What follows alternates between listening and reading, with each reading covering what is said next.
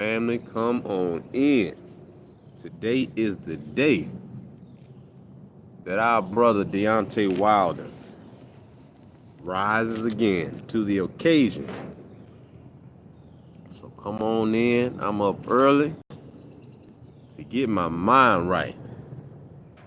I'm up early because the early bird gets the worm. Y'all wake on up. Come on in. I know you're awake. It's fight day. Mm-hmm. June the 27th. I just want to holler at the family real quick before I get my day started. Make sure that you tune in to some of my favorite truth tellers of the sport. My brother Drew Titan. He should be on at 9:30. The General, 78 Sports TV. Who else we got? The General should be on, I think, about probably around 11:30, 12. Uh, Champ Side, baddest brand in the land. He should be on after that. Who else I'll be watching today? I'm pretty sure after the fight, Stormy will be on. Queen Shawa, I'm sure she'll do something. But you all make sure you tune into those people. Had to get out here before it get too hot, man. It's been a crazy week. Burning up outside. We got stuff falling from the sky. Get your lines right with God. Let's see if we got anybody tuning in. Come on in, come on in. See if anybody gonna rock with your boy this morning. Come on in, come on in. Well, I wanted to talk to the family about two things: accountability and insanity. Those are the two things I wanted to talk to the family about before I really get the day started. What is it? What is it called to do the same thing over and over again and expect a different result? What is that called? It's called insanity. So my question to you is, how long are we going to make the same mistakes in the sport of boxing and not learn from them? I've been quiet the past few days. I've been seeing what people in the family have been saying regarding Brian Norman Jr. and Devin the Dream Haney. I got people on Brian Norman Jr.'s side saying don't take the fight yet. I got people on who are, supporters of Devin the Dream Haney talking about let it build. We did enough of that. We did enough of the let build and going years of fights not happening, and we're about to do it again, repeating the same pattern, showing me that we have not learned our lesson. I thought we got enough of that. Hold on, family. I'll be right back. I thought we had enough of doing the same thing and expecting a different result in the sport of boxing. And I see that's not the case.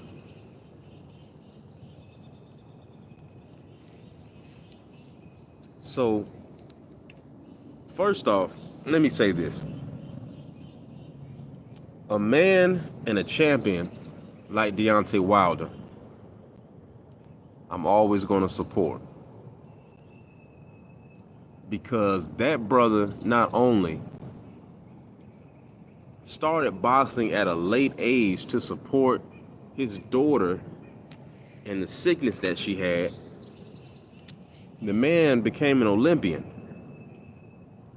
He became an Olympian, and then when he got in front of the world, he was unapologetically black. He was a black man. And not just his color, but he was someone that our children could look at and say, man, that's our big brother right there. That's somebody we can look and say, hey, that's our role model.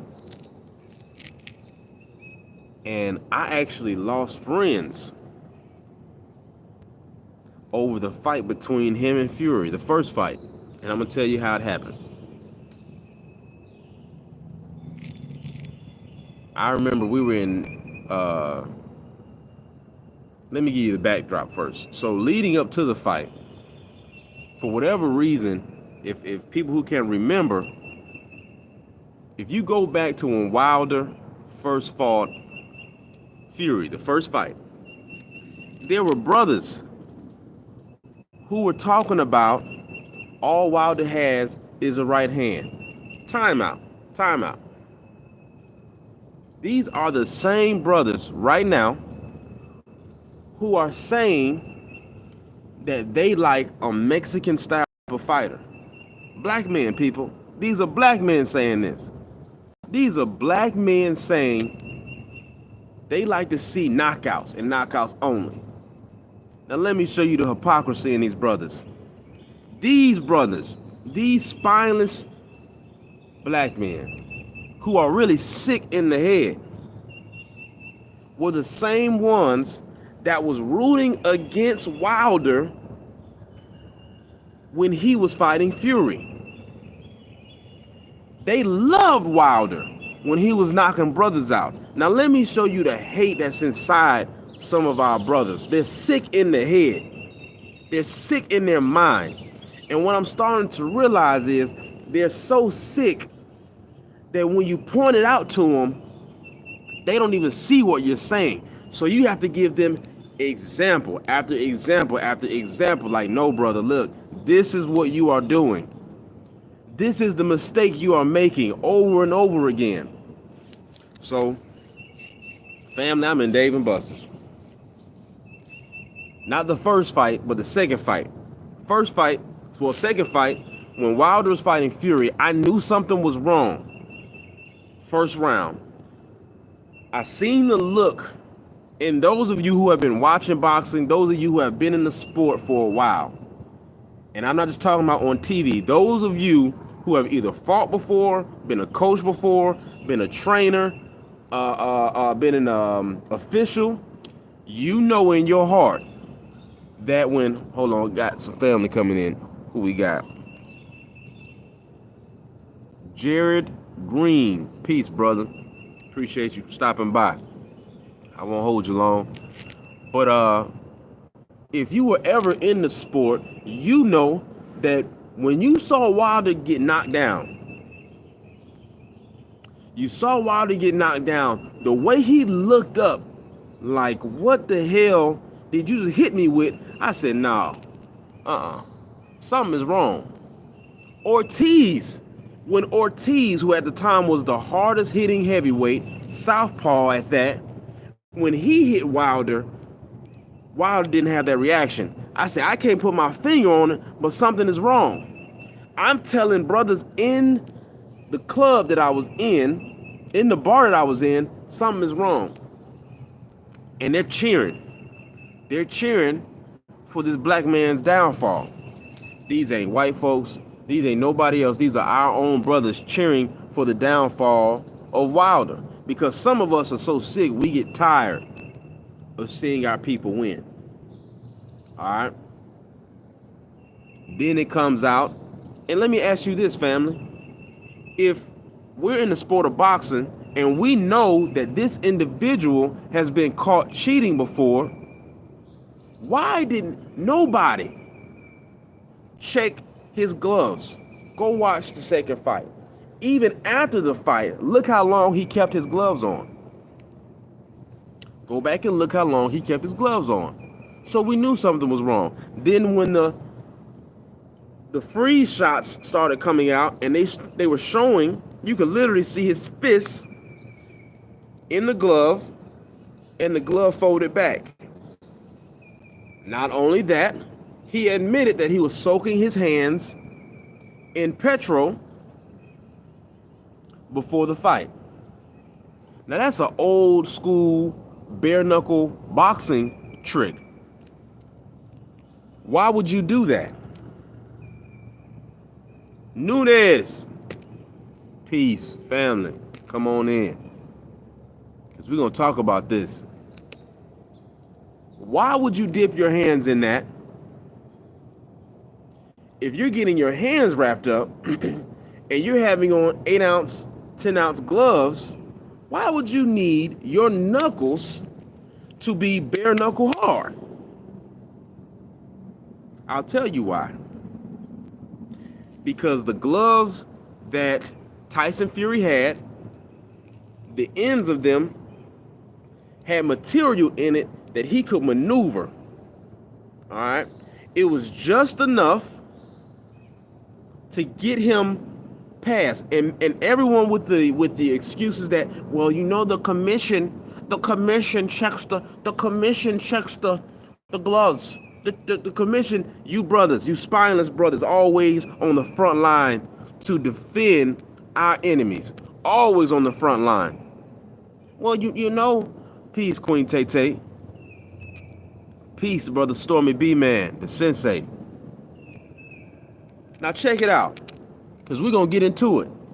Because see, I didn't forget what they wanted to happen. They wanted Wilder to lay down and die. They wanted him to quit for good. They wanted our brother gone up out of there.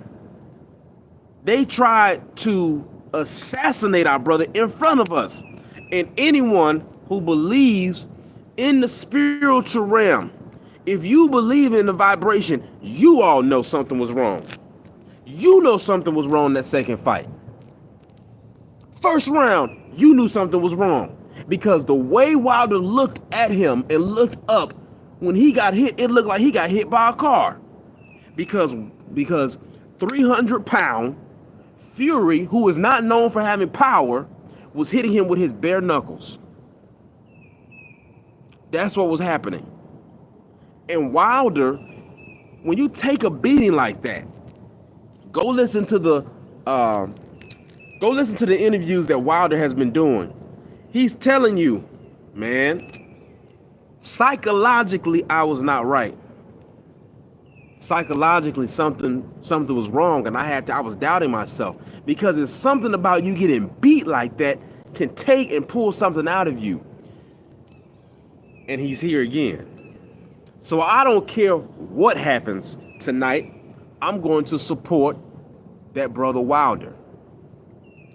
Insanity. Those of you that's coming in, we are talking about, and we got a little bit of time before the brother Drew comes on, so we're talking about accountability and insanity. Peace to Shelton, LDBC or nothing reloaded. God bless the mighty LDBC. Insanity and accountability. Accountability. Being on code. Let me show you what that looked like. So there's a boycott going on in Chicago for Tesla. It's black folks boycotting Elon Musk. Elon Musk goes to Canelo and offers Canelo $10 million. So all of you who hear these people say, well, they're just getting their money. Brothers are just getting their money, so they shouldn't worry about being on code. Brothers are just getting their money, so it doesn't matter how they behave when they're on the world stage. Canelo was offered $10 million. You know what Canelo told Elon? He told Elon that people like you treat my people like animals. So thank you, but I can't support you. Some of these brothers who are from us would have took that 10 million like that. And somebody's going to defend that. I can tell you right now, there's going to be a brother that's going to say, well, Canelo's already rich, so you know Canelo don't really need the money, but you see, Oz is struggling. You see, Oz is struggling, master, and I need that money. That's y'all. Every day I have to see a slave-minded Negro defending why they should compromise their character, compromise their integrity. And one thing about it is, no matter what you say, skill-wise, sure, Crawford's better than Canelo. But one thing that the Mexican fighters have, that if we would just understand the power behind being unified, they have. They have. We would disrespect each other, man. We would drag each other down through the mud, but that's the insanity. That's the insanity. Now let's talk about this accountability. Shout out Anthony Latham. Salute to my comrade. We gonna cook real quick before we get into it. So, speaking of accountability, how do you feel being the only group of people that have to have a civil war with themselves in the sport of boxing? No other group of people are going to drag each other the way black people in boxing drag each other. The way we drag our black fighters, the way some of our black fighters ain't on code. And when it happens, when it's time to be accountable, when you have truth tellers in the sport trying to speak on it, you have man fans get so upset it turns into a civil war. Now watch this. Ask yourself this. How many times did you hear over the last 2 years, hey, Tank Davis, do better, brother. We know that talent is in you. Call out the greats and get that work in. Shakur, stop making these business decisions that don't work out for you. Insanity and accountability goes hand in hand. When you see a black fighter get done wrong by a promotional company, and the promotional company has a reputation of saying no black fighters, of saying I'm going to block this fight, why would you still go sign with them? Miss me with the crap. Brian Norman Sr. said something that we need to adopt. He said boxing fans and boxers, but boxing fans need to go back to being fans, and some of the boxers need to go back to just being fighters first and learn the business and then become businessmen. Everybody want to be Floyd coming in now. Go listen to the interviews. They're interviewing like they're Floyd already. Floyd had to get help. And this is what we have to stop doing as black men. We have to stop doing where we get on and then we start a podcast and we start doing interviews like we always had it. Like there was no team. Like there was nobody that had to come help us. Like Jay Prince didn't have to come get me out that contract and show me how to leverage power. Al Heyman ass wasn't around then.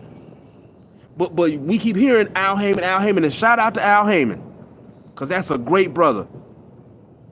But right now, I just want to point out how we don't acknowledge the people that was there to get us to this point. All you brothers that came up through USA Boxing, was in the Golden Gloves, was in the Nationals, Shakur, Tank, the Russell brothers, Lamont Roach, all of them came through that. And you know who was supporting them for them to get through that season? It was us. It was us. It was trainers and coaches. And I'm going to tell you something. It's almost like a cult. This cult cliquish behavior that is in big time boxing. Most of the people you all are seeing and you all are knowing have been doing this work for a lifetime. You're rarely going to hear from coaches who aren't making much money, who are making sacrifices, teaching your children in the community. You're rarely going to hear about them. You know about Calvin Ford. Calvin Ford been doing this his whole life. All right. A lot of these, think about Derrick James, who was an older man. Virgil Hunter, an older man. You see what I'm saying? These people have been doing it a lifetime. So a lot of us who are going out in the community, who are doing the work with the youth to keep them out of trouble, to make them champions, saving up everything we can to get to California, to get to Colorado, to get to Texas from the East Coast. Vice versa, if you're coming from the West Coast, you're rarely going to hear from these people.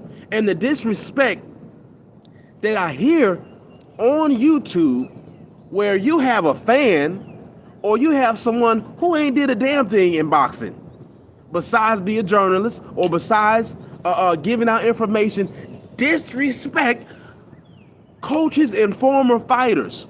So we disrespect those who will tell you what happened. It'll go something like this. Someone will say, they'll disrespect somebody like Jay Prince, right, and what he's done. Someone that's been in the sport will say, no, that didn't happen like that. This is what this brother actually did. And because of someone's emotions, and your emotions don't make you right, because of that person's emotions, they will try to insert all types of BS that's not even true. They will insert a bunch of other crap that ain't got nothing to do with the topic to not be accountable that you a hating ass brother or a hating ass sister. As a sister, as a woman, how can you get on these channels and drag black fighters in the sport of boxing and you have black sons? You would love someone to come help you if you don't have help with your son like that. But you drag Devin Haney because Tank is your favorite fighter, or you drag Tank because Devin's your favorite fighter. So like I've been telling you for the last year, the consequences of the foolishness that we have been doing is coming out. And to the fighters, these non-black fans who get on your tailpipe when you start hating on the one that they really hate because they are elite and they are black, they don't give a damn about you. Look how they doing Jon Jones right now. People, it's 2025. All right?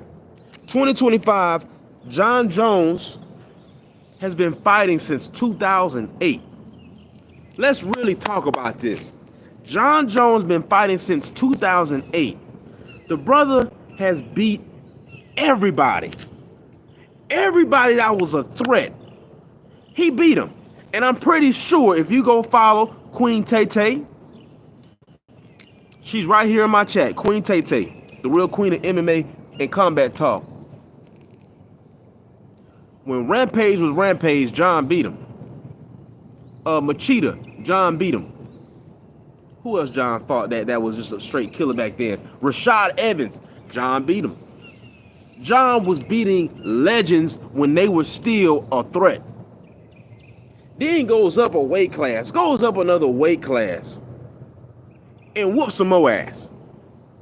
Now, Conor McGregor can lose, can get tapped out, can get arrested, get kicked out the country, all of that, and he not get the same backlash. They're getting mad. Only loss was a DQ.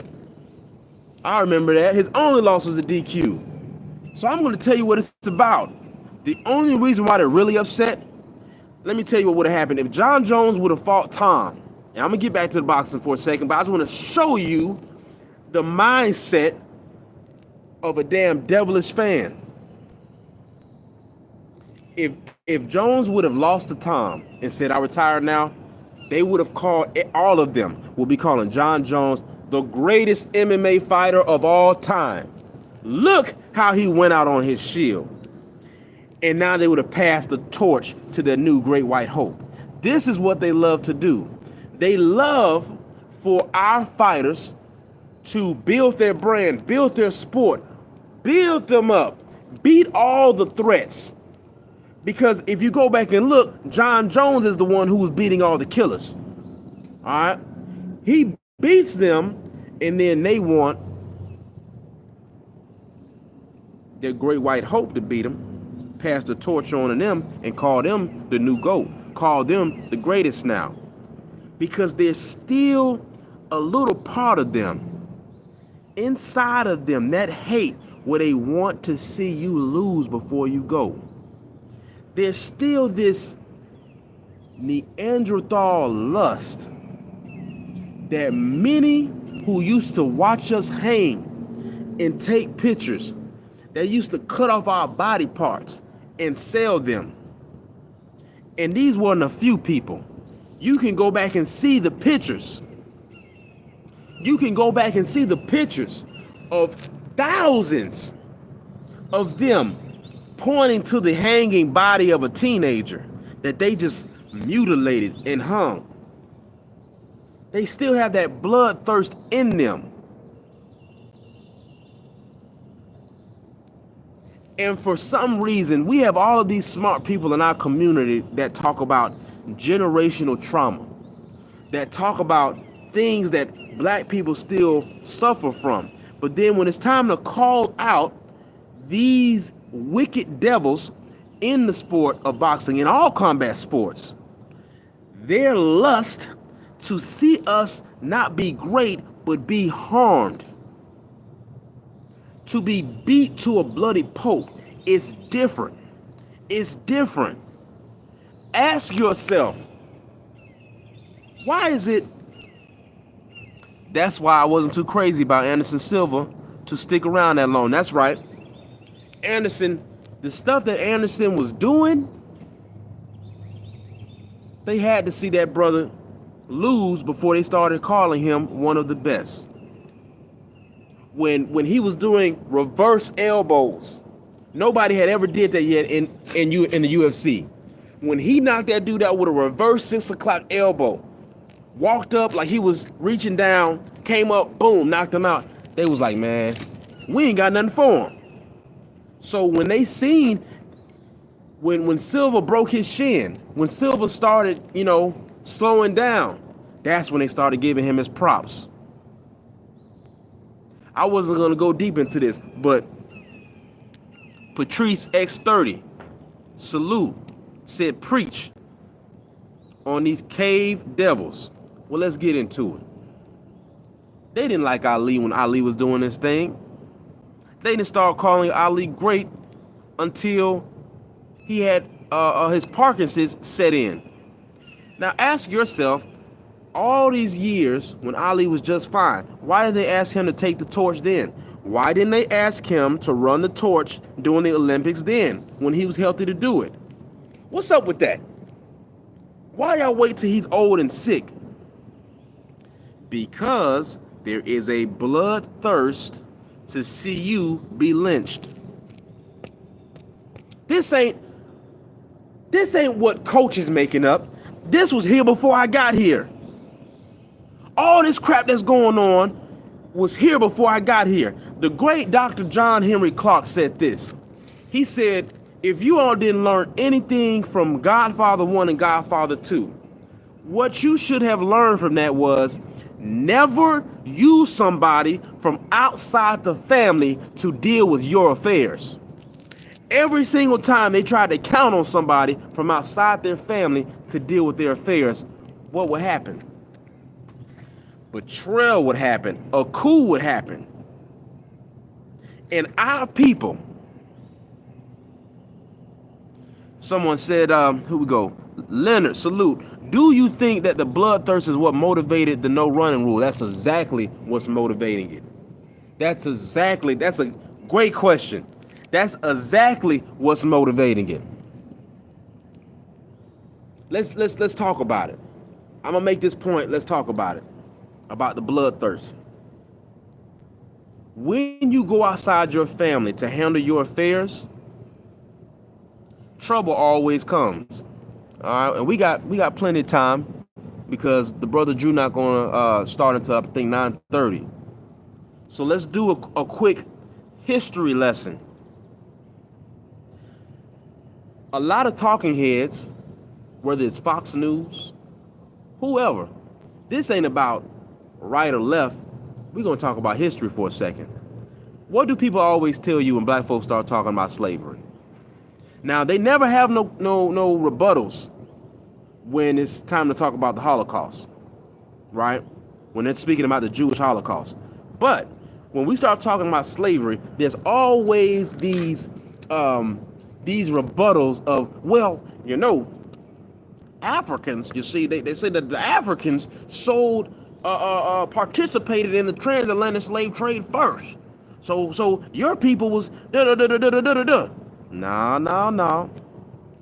Or they say, when are you going to get over it? When, mind you, the trick is they talk about race more than we do. Every post on Facebook, if there is a black person doing something great, there's going to be a devil on there hating. So don't tell me that they've changed. Don't tell me to get over it. See, it wouldn't be nothing to get over if it was taught right, but it's not. Now I'm gonna tell you from the truthful point of history and not that public school crap that they tried to pass down to you. Africans' indentured servitude was not the same as the transatlantic slave trade. Tribes did war with tribes, but instead of unaliving everyone like the colonizer would do, instead of waiting till warriors would leave their areas and then going in and unaliving children and women like they did in America with the Native Americans, the ancient African, wherever they were, instead of unaliving everyone, they would make the people left indentured servant. And it wasn't a lifetime thing. After you served a certain amount of time as an indentured servant, you would be free to go. That's how that went in Africa. What they don't tell you is the Portuguese, who were the first slave traders, came along. And remember, I was just talking about family, letting people from outside the family handle your affairs. Some African leaders, all right, on the west coast of Africa saw that they had large ships. None of the African nations had huge ships for moving human bodies. That's how you know it was not even the same. But they saw that the Portuguese had these big ships. And the reason why the Portuguese already had these big ships is they were already practicing slavery with other European tribes. So if you all go back, now let me show you why they have real beef. Man, this is so deep. I got to be careful because I'll go off on a tangent. But just listen to my points. They started calling Mel Gibson crazy because Mel Gibson started putting little hints in his movies. If you all go back and watch the movie Braveheart, in the movie Braveheart, there is a scene where there's all these different tribes. All right, you got the Scots, you got the Elks, right? You got the Irish. You have all these different tribes.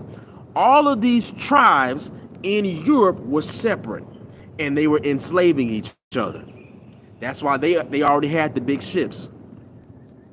So, going back to the Portuguese, our family, some of the African leaders said, hey, since you all already have the ships, you all can take some of our indentured servants and trade them with this kingdom. These leaders did not know that these Europeans would start raping, start doing what we know was done during the transatlantic slave trade, dumping bodies eventually into the ocean to accept the insurance money. And today they will call us scammers. They will call us all of these names, but they are the originators of fraud, using human bodies to do it. So you say, well, coach, what that got to do with boxing? I'm going to bring it full circle. This is what it got to do with it. Boxing imitates art and life. When you deal with people from outside the family to deal with our issues, this is why we keep getting played. All right? And I don't want to go back on this too long, but that is why my last live, I was pointing out when brothers try to say our brothers only are returning energy to our other brothers, that's not true. That's not true, because the amount of smoke that our fighters should have for Bob Arum, and they don't, is crazy. It is crazy. The shit that Bob Arum can talk and say and get away with it is crazy. Anthony said facts. Those were the sentiments, is what Great Brother Wilder is talking about leading to this fight. Betrayal and backstabbing. Betrayal and backstabbing. So when you all hear me going off sometimes, I know you thinking, boy, coach up there raising his blood pressure. You can't, and the youngest tell me, coach, you can't take this to heart. You can't get mad if they're not on code. I don't know about you, but when a price is paid in blood, it's worth taking serious. Look what was done to our fighters who paved the way for us to get here. And you get up there shucking and jiving for these devils? Whether you are white devil, brown devil, or black devil, if you are practicing or perpetuating white supremacy, black hate, you are a devil. You are a devil or a Sambo, spineless, handkerchief head Negro. That's right. And I don't change my stance. And let me show you how you can move with grace. If you all ever pay attention to me, after I say what I say, if a brother tries to take something I said, this is what I learned. See, they don't like the truth. So they'll take the smallest thing they disagree with and try to go in on that. I said what I needed to say, and I'm going to stand on that. You can't refute that at that point. Because once the truth is exposed, ain't nothing else to be said. At that point, you just talking out the side of your neck. Let's see what the boxing family is saying. Boxing is a microorganism of life. That's right. Say it again, Shelton. Boxing is a microorganism of life. So the hate and the hypocrisy that goes on in the society that we're living in, you're seeing it in boxing. And the reason why you have our own, I rarely even acknowledge those who are not from our community, because I expect them to do what they're doing. But when I see my own, I'm on you. I got you. And I will let you actually go on and drown yourself sometimes before I get you. If they let me on the panel and I get a chance, if I hear you being weak and spineless, I am coming behind you. Pause. I am going to hold you accountable for what you say. Why? Because we have young boys and girls. See, back in the day, you all have to remember, when we were young, there were certain conversations we couldn't even participate in. I don't know about you, but if my uncles were talking and you were too young, you had to go somewhere else. But see, now, kids, they can get online. They can get online and hear what we're saying. So I'll be damned if I let y'all tell me that being off code is the new norm. No, it is a cop-out. It is a way for you to be a coward. It is a way for you to be a coward because everybody else is on code. We had a whole gym under Eddie Reynoso who have had 6 world champions pop hot. I can't find one. I can't find one interview of a Mexican fighter going against their own. If people are being held accountable, they doing it behind closed doors. Our brothers will never do it. If Derrick James, when he had Trainer of the Year, if it came out that he had 3 or 2 fighters pop hot, man, we would have channels that would have thousands of followers just on hating on that gym. And y'all know I'm not lying. So being on code, you don't have to go as hard as Wilder, but damn it, man. At some point, you all have to stand on something. Let's see what the sensei said. Said you see it every day in how our own treat, speak, and deal with Bill Haney, who has provided a blueprint on how to navigate. Damn. The sensei, always speaking the truth. That is a word. Listen to what the sensei said. You all disrespect a brother.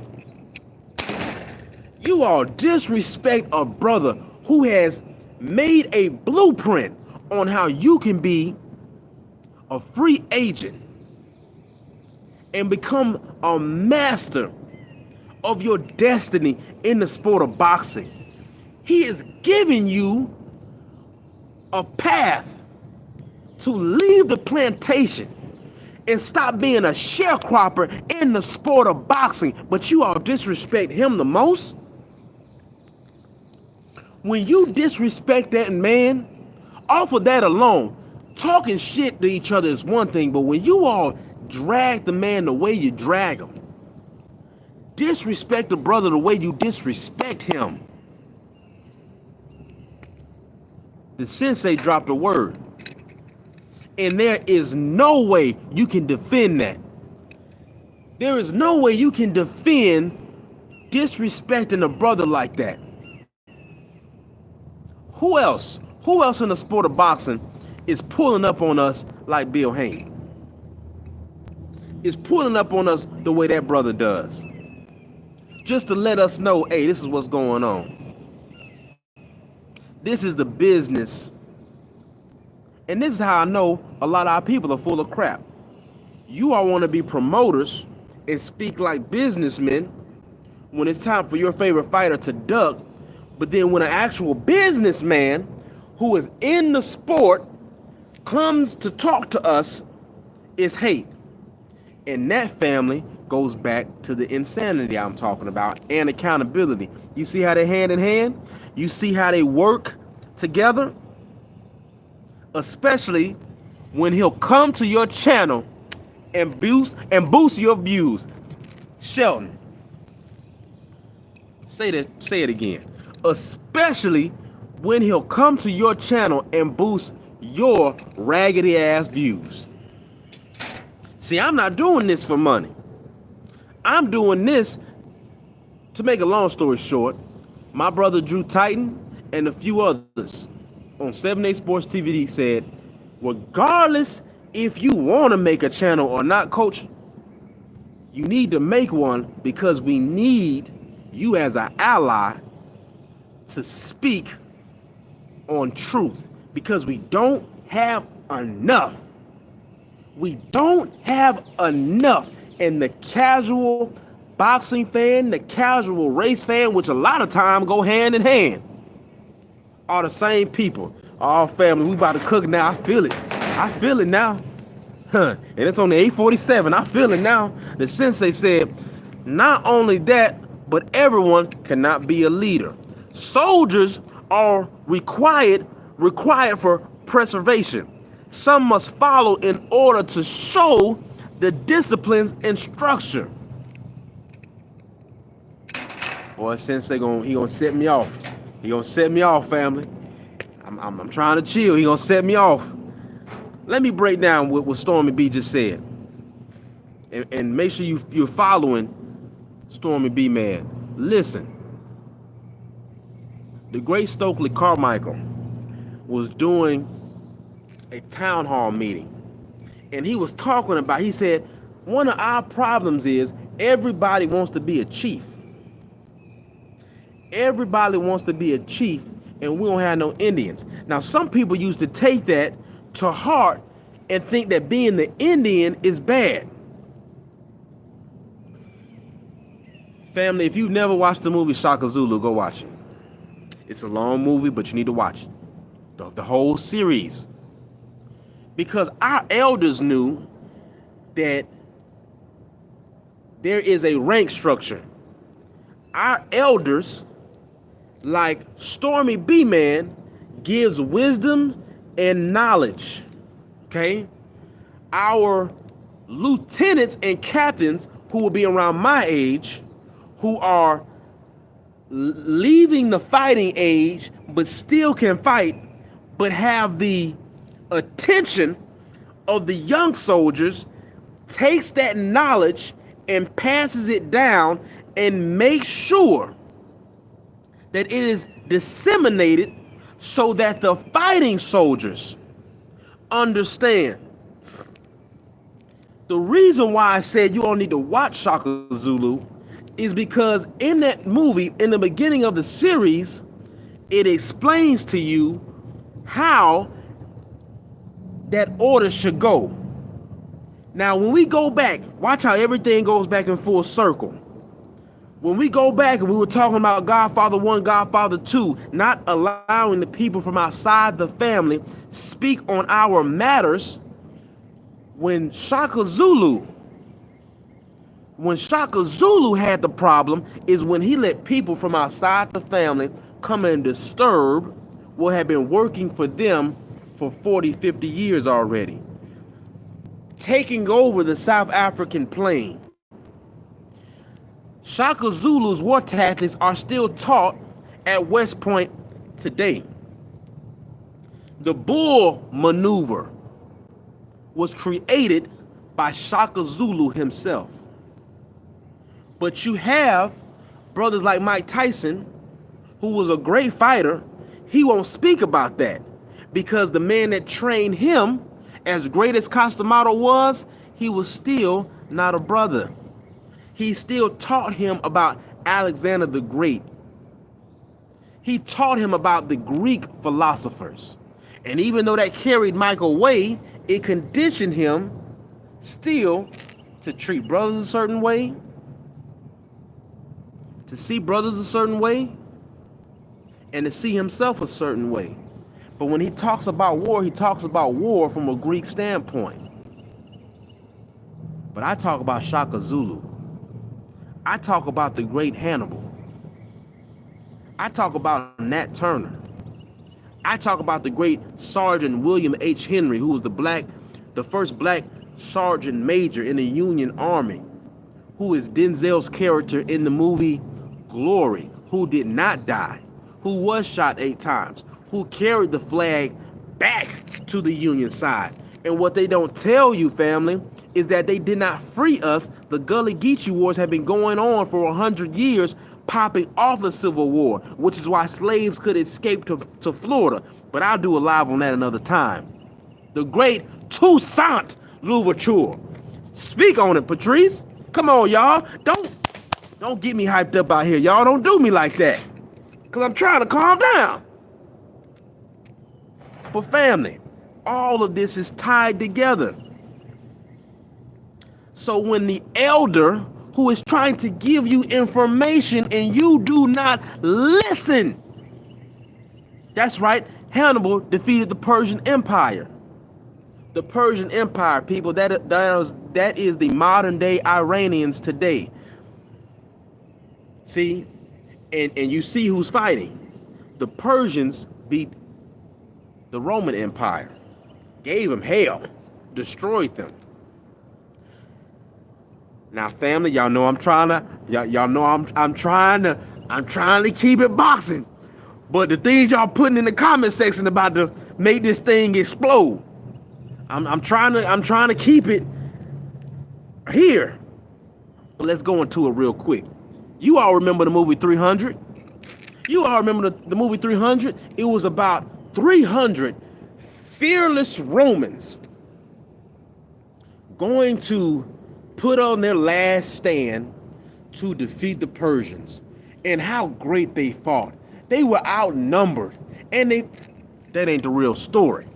The real story is that the Romans, who were defeating everyone when they ran into the Persians after raping and pillaging all these people, the Persians started thrashing them. All they had left was 300 soldiers. That's what happened. Black Persians, if we get into it, defeated the Romans. So the very white supremacist views that they stand on, that all this Western culture and civilization came from them, is a lie. Dark-skinned black Muslims had created algebra already. All the sciences, the astrology, all of it was already here before. And I'm about to mess you up. Not only was it here in Africa already, the Mayans, who were over here in South America, was already hip to it. So clearly, somebody did some traveling. I'm just saying, yo, I don't make the history. I'm just telling you the truth. And when you know the truth, this is why they get mad at Coach. When you know the truth, you can't let anybody punk you unless you willingly do it. So you have brothers who are so deceitful because they want to be assimilated next to their master. They'll come on Drew Titan's channel. They'll come on Stormy B's channel. They'll come on my channel. They will come on Champside's channel and say one thing, and then go on another channel who makes their views and popularity off of hating on black fighters and say another thing. Isn't that a devilish character? Doesn't that remind you of a COINTELPRO agent? Doesn't that remind you of an agent of chaos? But hey, y'all, they say I just be tripping. Life is boxing. They go hand in hand. Persians beat the Greeks. Persians beat the Greeks. Persians beat the Romans. And those same Persians, the descendants of them, they're still fighting to this day. They have been fighting for thousands of years. If you take away the nations, the descendants of those areas, the Persians beat them so bad they knocked them into a dark age. Family, it go deep. We're going to have to do a live on that one day, that alone. But let me get back to us. Even though it all goes hand in hand. Accountability, and insanity. Now, if you know the truth and you know the history, and boxing imitates the full circle of life, why do some of us feel that we are special enough to break that chain? To break the fact that we have been fighting the same fight for generations over and over again, but you gonna be the one to change it. You gonna be the one. That's why, who said it? Was it Champside or Brother Drew? Might have been both of them. But one of them said, that's why our fighters need to stop dressing up in the robes of nations they don't belong to. Because we already have enough hate. So what are you saying to our boys and girls? So check it. When you have a man like Wilder, who is fighting today, who I will be supporting again, when you have, the brother Drew Titan said it. All right. I think both of them said it. Brother Drew Titan said it, and also Champside said it on the live he did, I think last week, when we were talking about. That's right, because a brother told me that our fighters do that so they feel that the other side will not boo them. But I got news for you people. You don't get to not fight the same battles that your forefathers fought. And you might say, Patrice said, Olmec head statues at that. Notice only one black dude in the 300 movie, and he's the one who got kicked down the hole on This Is Sparta scene. Patrice, hey, Patrice, come on now. Come on now. I'm trying to, Coach, almost calm down. You about to make me go there. I ain't gonna do it yet. I ain't gonna do it yet. But y'all think about what Patrice said. The main brother, the most Asiatic black man looking brother in that scene, got kicked down the dark hole, didn't he? Didn't he? That's right. That's right. But back to our fighters trying to rep other nations, they think that if your black ass come out and you put on the Mexican flag robe and hat, Mexican brothers and sisters know that you are not from them. And they repping their nation like they supposed to. I don't ever have a problem with a Mexican repping they people. It's you brothers who I got the issue with, because real consequences are happening. Black brothers and sisters are being jumped on at fights. Our young youth fighters in USA Boxing are dealing with the same crap, the same crooked type of judges, all right? Which is one of the reasons why they were about to take boxing out of the Olympics permanently, because of the corrupt things that was going on. The corrupt things that were going on with certain heads of these committees and judges who, after an investigation was done, judges and refs taking money to call amateur boxing bouts a certain way. But you think you don't get to speak on the truth. So why would we want to see a Wilder lynched in front of us? Why would we not want to see a truth teller raising his hand? When Wilder beats someone the way he beats him, and he knocks a man across the ring, he embodies the very spirit of a Jack Johnson, who has the weight of oppression on his shoulders. And even the science of boxing sometimes cannot overcome the strength and power. Because if we look at the biomechanics, if we look at the physical attributes of Wilder compared to everybody else, he should not be hitting as hard as he hits. He's not built like Foreman. He's not built like Tyson. Skinny legs, tall, lanky. So we know that it's something in him that was given to him by God himself that he has. And the way he carries himself, if you go back and watch the old fights, when Wilder was sitting there with his lady, and you can see the Charlos in the crowd, you can see a young Devin Haney, you can see Shakur, you can see all of them. None of them were doing that cooning as much as they are now. Excuse me, none of them were being racially coward like they are now. The only time I can remember is, I think one of the Charlos said something crazy, and Wilder said something along the lines, "I'll slap the taste out of your mouth." And we didn't hear about that again. But see, now that he's out the way, look at all the things we've been dealing with, y'all. Look how much spineless incidents that we have seen. And now they're becoming more and more common. Hitchens and Keyshawn Davis was back to back.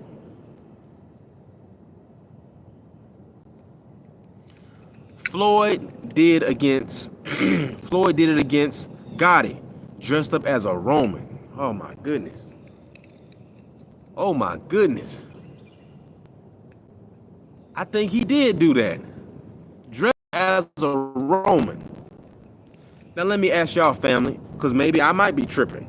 Can you all remember a time where a Mexican fighter or an Eastern European fighter or a white American fighter or a fighter from El Salvador or a fighter from Asia dressed up as a black American fighter,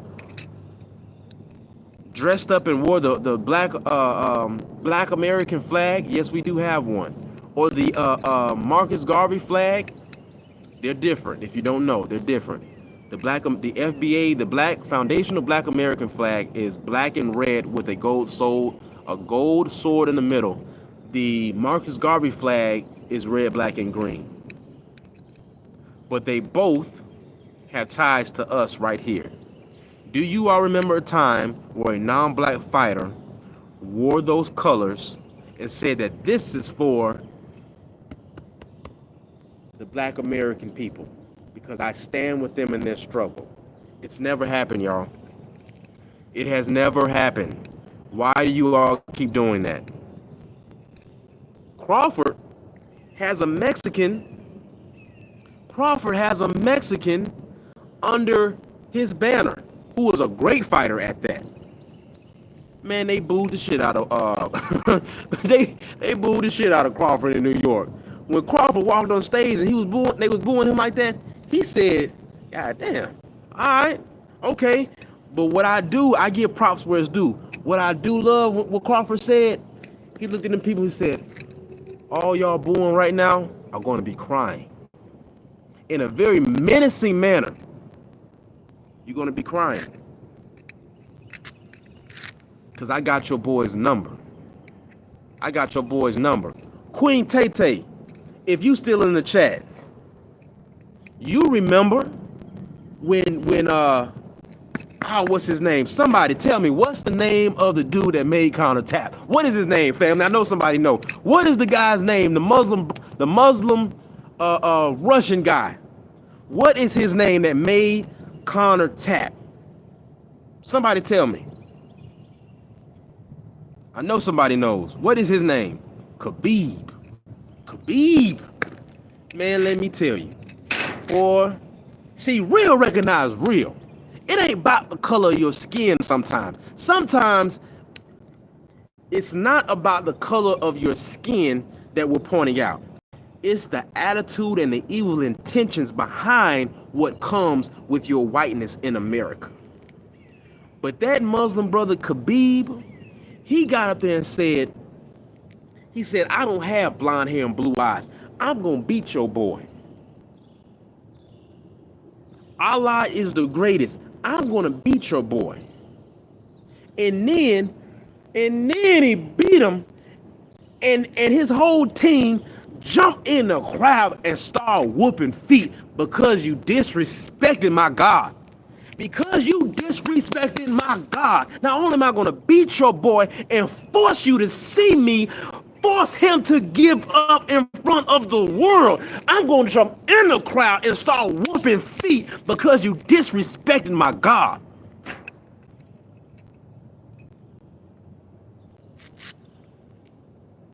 Family, that's standing on business.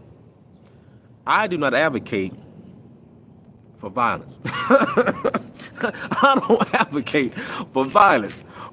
But sometimes, family, you got to stand on business.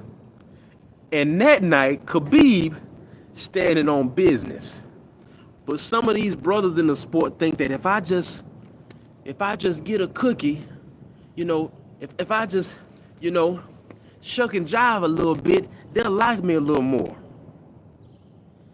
I want to ask Bradley something. Bradley, all the work that you've been putting in, always being on the wrong side, how do you feel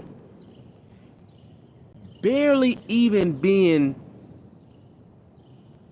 acknowledged for the biggest fight in boxing over the last 10 years? Let me ask all you Sambo brothers who are constantly on the wrong side. You brothers who always want to say it ain't about race, I just want to talk about boxing. Even after the George Floyd comments of Ryan Garcia, even after T.O. Thinking it's funny to do what he does, and then you come out and defend the Teofimo, how do you all feel that they reached back in the archives and got who? Max Kellerman. Hello.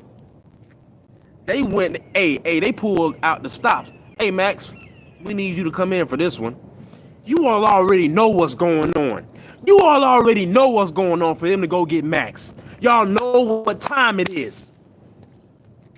When they reach back to get Jim Lambert, when they reach back to get Merchant, you know what time it is, y'all. It's already being fixed. It's already being fixed. So that's why Crawford and his whole team, they got to be on point, because they already pulling the grand old man of the clan back in. All of them. All of them. See?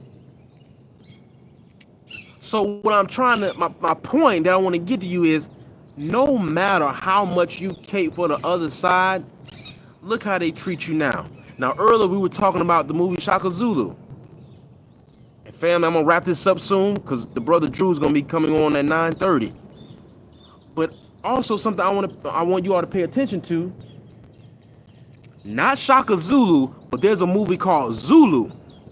Two different. Shaka Zulu is a series. The movie Zulu is a movie. It's on Amazon Prime. It's on Prime Video. All right? Check that out. In the movie Zulu, the British cannot navigate through the terrain that the Zulus have tactically maneuvered through, so that if you do come through, one of their lookouts will see before they get up. So you know what the British had to do? The British found a group of brothers who are also African, who wanted to see the Zulus lay down, who wanted to see them defeated. So these brothers, a battalion of them, even though they were treated like crap by the British, showed them how to maneuver to get a superior position on the Zulus. Now, the first battle, they don't tell you this because they never tell you about the L's that the British Empire took. The first battle, even with their cannons and rifles, the Zulus defeated them. But once the Africans that helped them showed them how to flank them properly, and for my people who don't know what a flank is, in the military and warfare, a flank is nothing but a L step or a pivot to get to the side of your opponent, the same way Lomachenko would do or Rigondeaux would do when they punch and then they get to the side of you. It's the same thing for a military team to get to the side of you. That's called a flank. All right. So once the British takes over that land and they no longer need the other Africans, look at South Africa today. Majority of the wealth and resources is in the minority white society now. And none of the descendants of those Africans who helped the British benefit from that. This is why Coach gets so upset when you brothers feel that there is no, and I know ain't none of them in here, when those brothers feel that there is no consequences for your spineless character. There is no consequences for you always being on the front line to defend those who are enemies to us all, who hate your mother, your father, your children,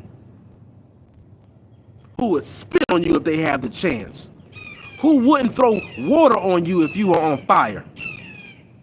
But we can always count on you to do what you do. And you can always count on me to speak the truth. And that is what I'm going to do every time. Speak the truth. But family, one of these lies, because few of y'all done got me thinking and done got me riled up. We really gonna have to do a live one of these days. And I won't just pop up randomly. I'll announce it. And we just gonna talk some history. Because Patrice, X30, Shelton LDBC, hey, the brother Stormy B-Man, the sensei, you all got me thinking. That's a conversation that needs to be had separate. And even though it ties into boxing, we need to have that. Family, I will be supporting the brother Deontay Wilder. Bomb Squad! Now, I just woke some people up in my neighborhood, but that's okay. Anytime the brother Wilder fights, anytime Claressa T-Rex Shields fights, I'm supporting them because they stand up for us and they represent us. And I won't. Patrice said, don't just limit the channel to boxing talk. I can't. Because what I also love is the history of our people all over the world and the history of black people in general.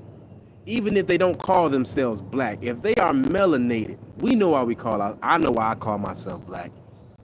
You know, and sometimes we get in this argument about who black, who ain't black, who's a Moor, who's the Asiatic black man.